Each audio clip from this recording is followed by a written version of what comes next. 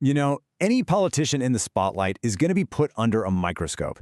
Their policies, their past, every single word they say gets picked apart. But when does that intense, everyday scrutiny cross a line and turn into something else?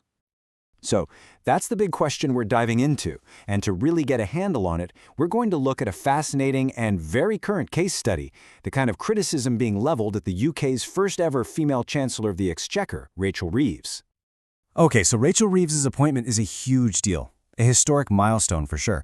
As the very first woman to hold one of the most powerful financial jobs in the country, she's shattering a tradition that's hundreds of years old. But here's the thing the research points out. When women step into these traditionally male spaces, that very success can trigger a very specific and very ugly kind of backlash.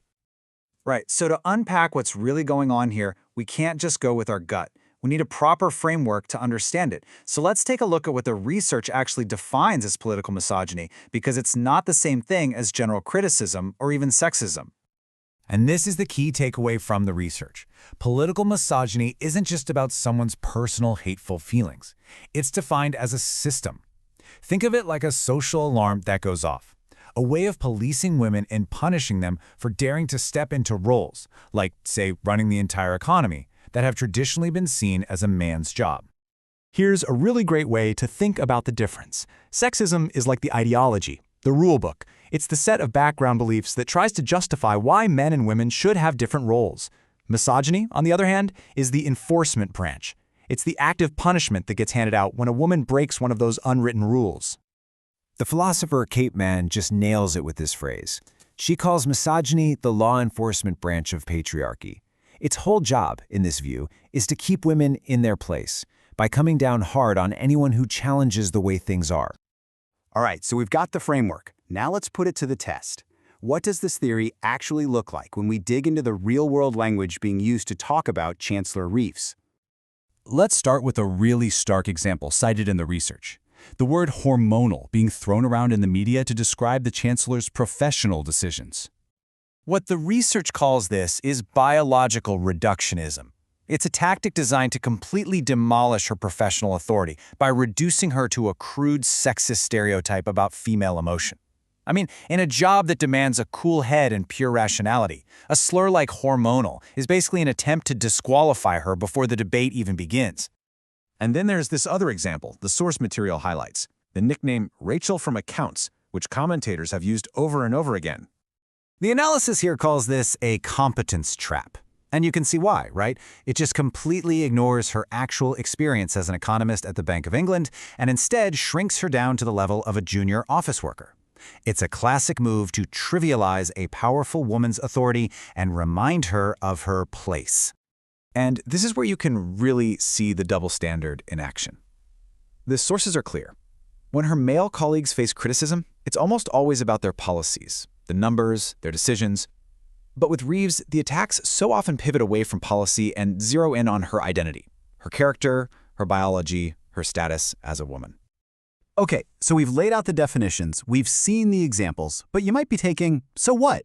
Why does this distinction between tough criticism and misogyny actually matter in the real world? Now, I know what some of you are probably thinking. Come on, politics is a tough game, right? Shouldn't people at the top just have a thick skin? Isn't this all just part of the deal? Well, the research is absolutely clear on this. This is not just fair game. This kind of gendered abuse is actually classified as a form of political violence. And its target isn't just one person's feelings, it's an attack on the democratic system itself. And the level of that violence, it can be just shocking. To give you some perspective, a global survey of women in parliament found that a staggering 44%, we're talking nearly half, reported getting threats of death, rape, or beatings. And just look at this data right here. Between the 2017 and 2019 UK elections, harassment went up for all candidates. That's true. But look at the difference. The rate of that increase for female candidates was twice as fast as it was for men. That's not a coincidence. That's a targeted pattern. So you can imagine the ripple effects here are just massive. This kind of toxic environment stops talented women from even wanting to run for office, or it pushes them out. That skews our democratic representation, it pulls everyone's focus away from actual policy debates, and at the end of the day, it just normalizes a poisonous public square that's bad for everyone. Okay, so if we agree this is a systemic problem, the next big question is, what do we do about it? Well, it all starts with actually being able to measure it, to move beyond just anecdotes and get a real scientific handle on the problem. And the key really is to be systematic. This isn't about collecting a few nasty quotes. To prove this is happening on a massive scale, you need cold, hard data that can reveal these clear, quantifiable patterns of hostility. So here's a quick look at how they do it. It's a three-step process. First, you gather just a mountain of data. Think social media comments about a female politician and a comparable male one.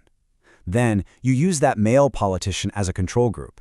And finally, you use some pretty smart analytical tools to sift through all that language and literally count how often gendered themes like emotion, appearance, or violence pop up for one and not the other. And that's the beauty of it. Once you can actually measure the problem, you can start designing real, concrete solutions. The source material points to a few paths forward. New laws that make misogyny a factor in criminal sentencing, better regulations that hold social media platforms accountable, and stronger ethical standards in the media to just stop this kind of language in its tracks. So that brings us full circle, but hopefully we have a much clearer picture now. This isn't just about politicians needing thicker skin.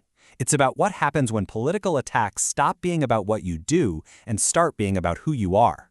When the debate shifts from policy to identity, it chips away at the very foundation of democracy. And that's a cost we all pay.